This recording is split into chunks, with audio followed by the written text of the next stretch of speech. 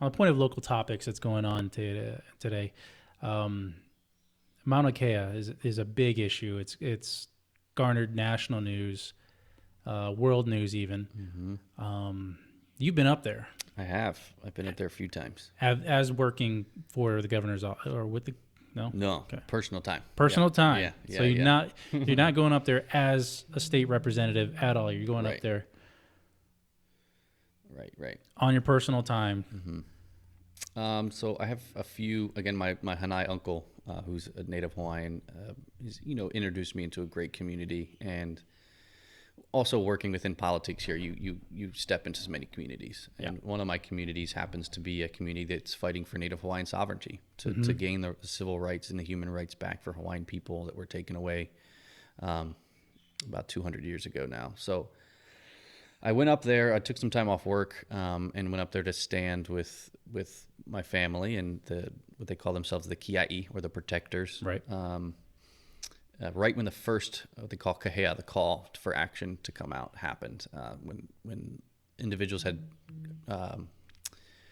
they chained themselves to the cattle grate, and then they put a line out in front of the road to stop any equipment from going up to Mauna Kea. And it was, it was an amazing, almost over emotional, overwhelming experience to see, because from my understanding in the history that I've known, is the Hawaiian community has been fractured for a long time, and there's many different factions and stuff. And this was a moment where everyone got together and said, look, if we want what we want as Hawaiians, we want to be seen as people, and we want to have our rights back, it's important for us to support each other and come around a common issue. And Mauna Kea was that for the Hawaiian people. Has that continued to start molding them together, all these different fractured groups and stuff? Big time. And because that's what's been missing. And I was a Kamehameha graduate, and from an outsider, because I was a military brat growing up, and then came into Kamehameha schools, so I was seen as an outsider, and I saw myself as an outsider.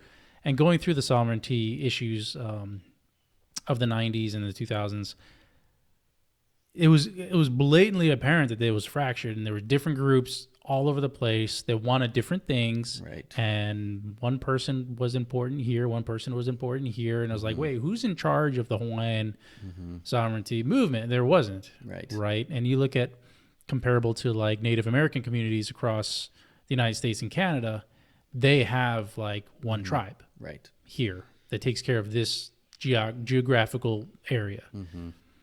In Vancouver, they have the First Nation. And I love the way that they have it. When I was up there, one of the things we got to see was that any kind of construction that goes on in any of these areas has to be approved by the First Nation. And the First Nation has they have committees and stuff like that, but they don't deny everything. They deny some things, but a lot of the things, they see like tourism industries. Okay, we're going to build a tourist attraction here. Here's what we need for you to build that. There's going to be money involved. There's going to be a lot of history, education involved with that tourism attraction. So when we went to this Mile High Summit thing, it was beautiful. First of all, you pay to get there, and you take this gondola up the mountain, and they really hearken on taking care of the land, taking care of the water, because it was right next to the water, and there was a mine over there, and the mine had like polluted the hell out of the water, and they finally closed it down, and the water there is pristine now, and the whales have started coming back. That's great. Yeah, and so like you see that kind of thing, and it's like, okay, we can live in harmony together, having new modern technology, buildings and such, but do it in a way that educates people about the culture that's here already. And also helps actually fund or take care financially that group that lives there now. And that's something that Canada has done a better job, in my opinion, than our country on recognizing rights of Indigenous people. And the environmental justice, environmental racism movement from the 70s and the 80s really came out of, at least in our nation, from at least raising the alarm from the African American community. Native American communities had been doing it for so long, but since there was such a stigma in our country still on Native Americans and the reservations and things, it took another marginalized group like the African Americans to come together and say, hey, stop putting power plants in our communities instead of, disproportionately affecting us and not putting them in whiter communities, things like that. They would always put them in kind of lower income, lower socioeconomic status areas. And one individual that kind of really rose out of that movement was a Dr. Robert Bullard. He was a pastor, and he had put together this environmental justice framework. And then at this next summit, I think it was 1988 or 1989, he brought in First Nations people and Indigenous people. And he quoted Malcolm X saying that it's not enough to bring marginalized people to the table. They have to be eating what's on the menu. Yeah. So saying that, okay, you can have people in menu or people at the table and like make it look good, but unless those people are involved in the decision making, unless they're actually crafting solutions for their own communities and then working with everybody else to make those solutions happen, you're not getting the full buy-in, and you're not getting, and still in my opinion, that's currently what's still happening here in Hawaii. Yeah. Is that big developers or big projects will go through all their processes and hold public comment periods where they say, okay, if you guys want to comment on our project that we've already built out and we've decided that this is going to be good for your community, come give us your knowledge or what you think is good for it. But they need to be in there involved from the get-go, from the very beginning. Yeah. And those, for example, the Mauna Kea issue, Hawaii Island should decide what economic development is for Hawaii Island. And this telescope that's coming in, the 30-meter telescope, is a project that was designed from outside of our state, and it's being financially supported by China, France, Canada, and some others. And they're saying this is the best place to put it. And then they're working with the UH management and some astrology individuals there, and then going through the permitting process through the state. Right. And again, this decision to put telescopes on this mountain never came from Hawaii Island. Never did. And I think just fundamentally, take all the other stuff out of the way. If you just have that in front, you're all like, okay, there's something wrong. Right. Because obviously there's a ton of people that don't want it. There's 20,000 people that just marched through our streets a week ago on the weekend. And that's just people who were able to make it. So there's probably a larger population. But I think it's a beautiful thing. When I was up there, I felt very safe. Every time I would see someone, they would greet me and say hello. Everyone would make sure everyone was fed and taken care of. There's a whole medic crew up there. A lot of former vets actually as a part of the medic group.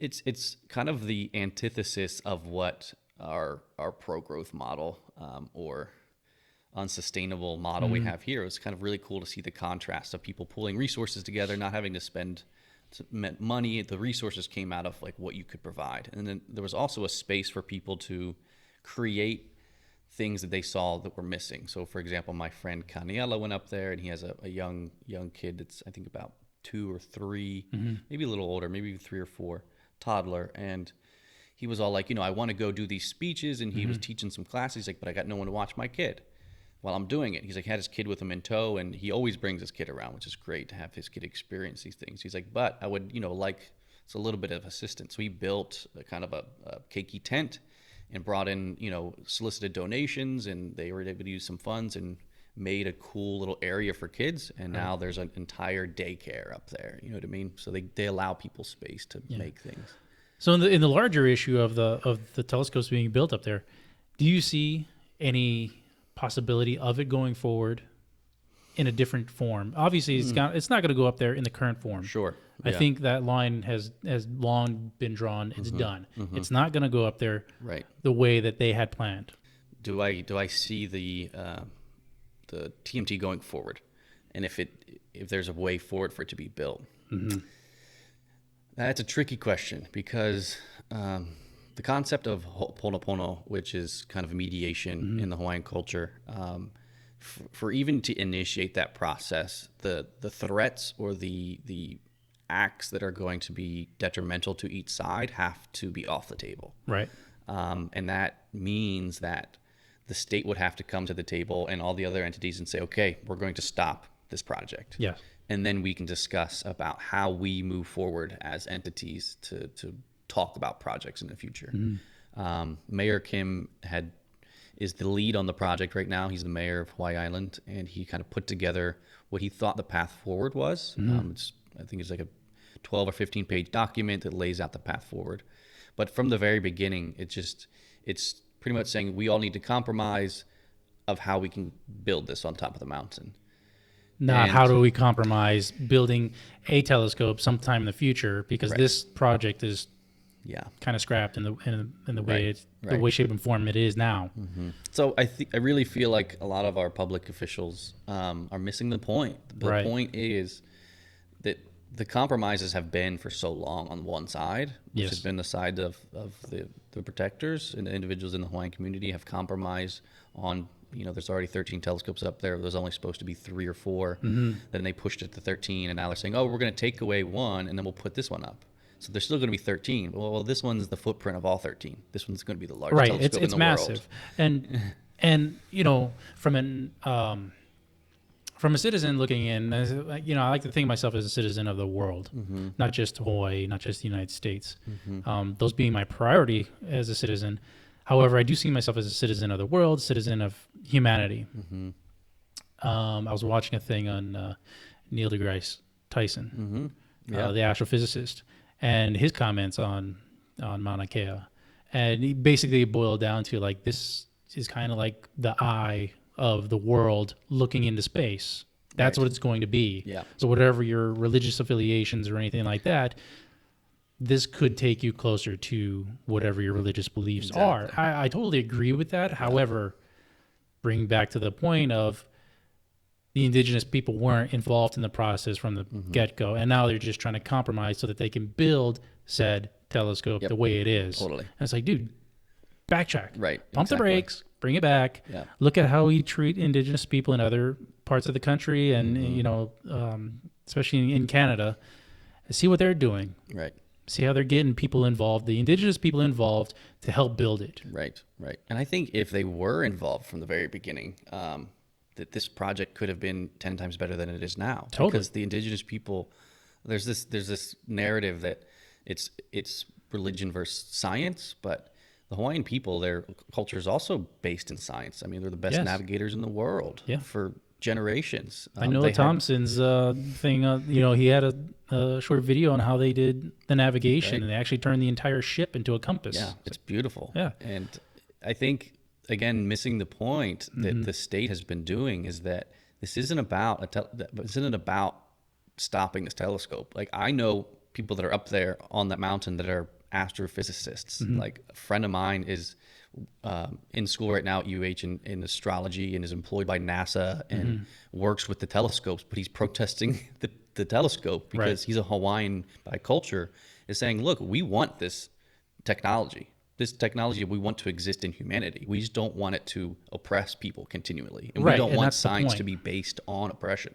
Right. Because science has so much great potential, modern science, that if we already keep building it on this foundation of hurt and oppression, that there's possibility that it could not exist in its current form anymore. So. Right. And there, it kind of feels like the TMT builders are completely ignoring the whole sustainability part.